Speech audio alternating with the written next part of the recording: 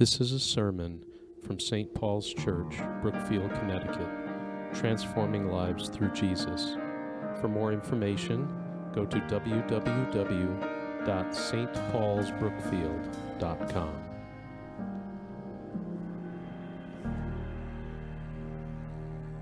So good morning. You may be wondering, what's the organist doing up there? Uh-oh, is she going to start recruiting singers for something?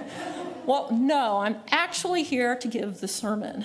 And if that gives you pause, I want to assure you that I am a very experienced sermon giver. I have given exactly one sermon before, and that was 4 years ago. So, no worries.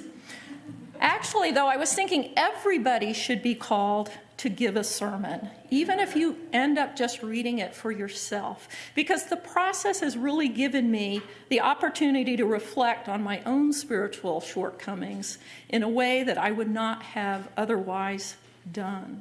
So I'm grateful to George for asking me to do this. I'm grateful to the Lord for making me say yes. And I am grateful to all of you in advance for listening. I preface my remarks this morning with the fact that I am not a theologian or a biblical scholar. I'm a musician and an educator. But I suspect I'm like many of you, that I read the Bible and try to figure out how best to apply what I read to my life. I remember hearing once that the Bible was one of the greatest personal development and self-help books out there. But in order for it to really guide your life in meaningful directions, you have to have the patience to learn to read it and to understand what you're reading, and that's not always easy. I love all those times when Jesus relays a parable and the disciples say, "What does that mean, Master?" And Jesus answers, "What do you think it means?" He usually gives in and gives them an answer or two, but sometimes those are as cryptic as the parable. Like the disciples, we have work to do in our quest to live more spiritual lives. So how do we begin? The 13th century Bishop of Chichester recited a prayer on his deathbed, and the modern translation goes something like this: "Day by day, dear Lord, of thee 3 things I pray: to see thee more clearly, to love thee more dearly, to follow thee more nearly, day by day." How's that for a starting place? 3 goals: to see thee more clearly, to love thee more dearly, to follow thee more nearly. Let's look at those. First, to see thee more clearly. Do you remember those magic eye things that were popular back in the 1990s? There were those pictures made of seemingly random dots of color that when you looked closely enough, a 3D image would emerge. They're called autostereograms, by the way. In case you're interested, I had to look it up. But I was mildly successful at seeing those images, but only if I relaxed and concentrated my vision in a way that was not always comfortable or felt normal. It happened in its own time, and I couldn't force it. I bring this up because I often feel like my spiritual life is like that. Random insights and actions that on occasion merge into moments of clarity, only to disappear when I stop concentrating or return to my normal way of looking. I long for that clarity to inform my life on a regular basis. Why can't it always be there in front of me? Or perhaps it is, and I'm just not looking. To see thee more clearly. One could easily change that line to hear thee more clearly, which in some ways resonates even more with me. My lack of clarity may not just come from not seeing correctly, but maybe more importantly because I'm not listening. Last week, Father Jim spoke to us about the calling narratives present in the Bible. and especially about the calling of Samuel, hearing the Lord's voice in the night, and the calling of the disciples, Philip and Nathanael. And in our readings today, Jonah hears the word of the Lord, and Jesus calls Simon, Andrew, James, and John. Wouldn't it be great to get messages in such a profound and obvious way and delivered by Jesus himself? Father Jim reminded us that the Lord does call us daily, but most likely his approach is a lot more subtle. I am fully convinced that God is speaking to me constantly. If I can't hear him, it's probably because I'm just not tuning in to the right channel. There's a lot of static out there. I was so happy that Father Jim structured his sermon around the hymn, Jesus Calls Us, or the Tumult, because I knew we would be singing it this week. And I think it's well worth repeating some of those lines. Jesus calls us o'er the tumult of our life's wild, restless sea. Day by day, his sweet voice soundeth, saying, Christian, follow me. And that sweet voice doesn't have to be, and probably won't be, a loud shout. The poet John Greenleaf Whittier puts it this way in the hymn, Dear Lord and Father of mankind. Breathe through the heats of our desire thy coolness and thy balm. Let sense be dumb, let flesh retire.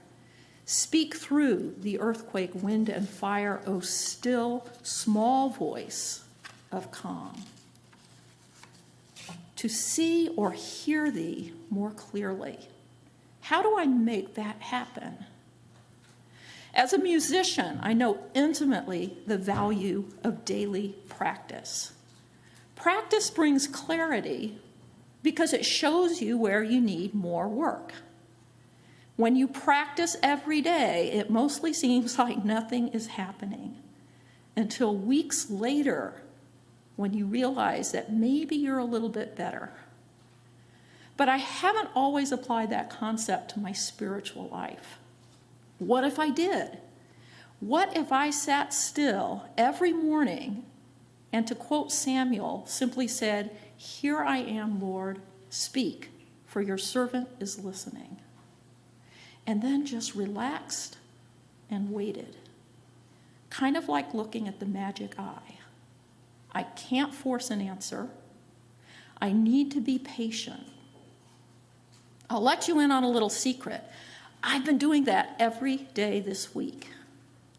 And I'll let you in on another little secret. Nothing miraculous has happened yet, but I have hope and faith that over time, some clarity will start to emerge. From today's psalm, for God alone my soul waits in silence, for my hope is from him. Number one, to see thee more clearly. Number two, to love thee more dearly. We sit in silence and wait for the call, but what's it going to be? I'm not really expecting a big prophetic message like Jonah got, or a vocational shift like the disciples had, but I'm hoping that it has something to do with love. Jesus calls us from the worship of the vain world's golden store, from each idol that would keep us, saying, Christian, love me more. But how do we love Jesus more? There's the old adage that actions speak louder than words, and Jesus most likely doesn't want us to just say we love him, but prove it with our actions. And we do that by loving and serving each other no matter what the circumstances are or who the people are, even when, especially when, we don't feel like it. That doesn't necessarily mean we have to drop everything and start volunteering and taking on projects and joining groups that give us the opportunity to demonstrate our love, although those are good too. I think it can be as simple as examining our daily tasks and regularly asking the question, How are my actions serving others?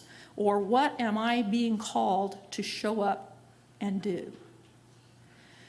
I try this little game with myself from time to time when I'm feeling irritated and annoyed with a task. And just as an example, let's say grading exams. I get really annoyed grading exams a lot of times. But I try to reframe that task as an act of service. It's not about me. It's about the students. I'm being called to show up and serve them. More often than not, that subtle shift in attitude lowers the annoyance factor. When we pause to reframe our lives, our jobs, the things we do daily as acts of service, I think we're starting to show Jesus that we love him. But we need to practice that. We need to do it every day. Jesus calls us, by thy mercies, Savior, may we hear thy call. Give our hearts to thine obedience, serve and love thee best of all. Number 1, to see thee more clearly. Number 2, to love thee more dearly. Do you remember what number 3 is? To follow thee more nearly. What was the reaction of Simon and Andrew when Jesus called them? They immediately left their nets and followed him. And what about James and John, who were in the process of mending their nets? They left their father and followed Jesus. As of old, St. Andrew heard it by the Galilean lake, turn from home and toil and kindred, leaving all for his dear sake. If I'm going to be honest, the one thing that really annoys me about the calling of the disciples is the fact that they immediately drop what they're doing and go.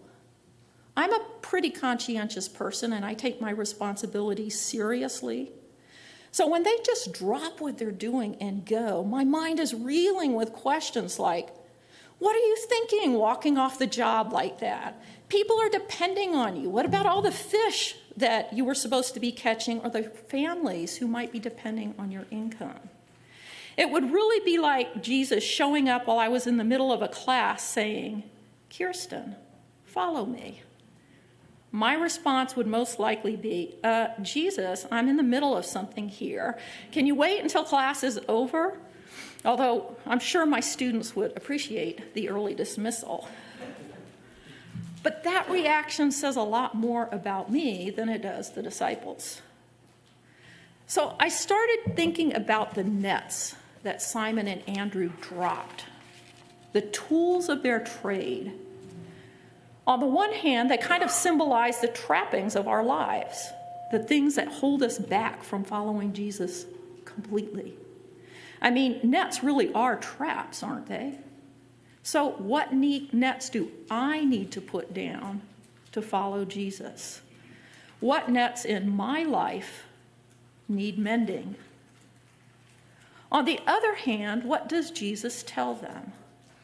I'm going to make you fishers of people. Ultimately, they're going to need their nets, but they're going to need a new kind of net. Their tools have been repurposed. And they don't really give up their professional skills, do they? Jesus is just having them use their skills with a new purpose. I love the illustration Sylvia Dunstan gives us in our closing hymn today. You call us, Christ, to gather the people of the earth. We cannot fish for only those lives we think have worth. We spread your net of gospel across the water's face, our boat a common shelter for all found by your grace. To follow Christ doesn't necessarily mean having to pick up a lot of new skills, but using the skills and the talents you already have to a different purpose, to a higher one. To follow thee more nearly. Following. This is where the real work happens, and this is the hardest part. Did the disciples know what they were getting themselves into when they immediately followed Jesus? Were their lives suddenly easier and carefree? No.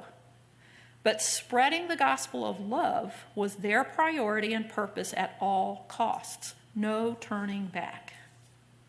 They had a clear goal. They had a clear mission. Do you have a Christ-centered goal? Do you have a Christ-centered mission? I don't know about you, but I am lousy at setting goals because oftentimes they're too lofty and too vague, and they have very little direction. But I think I can get behind this. Every day, I'm going to try to be still and ask God to speak. And every day, I'm going to try to evaluate my tasks in the light of how it benefits others. And every day, I'm going to take a tiny step forward in trying to close the gap between where I am now and where Jesus wants me to be. And the more that I move in that direction, the bigger that gap seems. Jesus knows that we are works in progress. And this path we're following will take us a lifetime, maybe.